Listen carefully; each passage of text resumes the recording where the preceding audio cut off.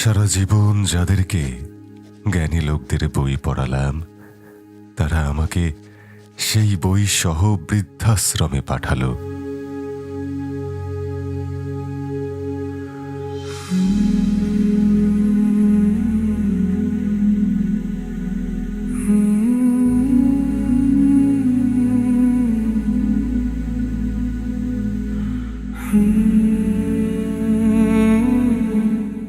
ইমানের পরিচয় জানতে, ইমানকে বাঁচাতে, ইমানকে নতুন করে জাগাতে ইমানের অপরিহার্য পাঠ বইটি ধনী থেকে গরিব, সাধারণ থেকে অসাধারণ সবার জন্য অপরিহার্য।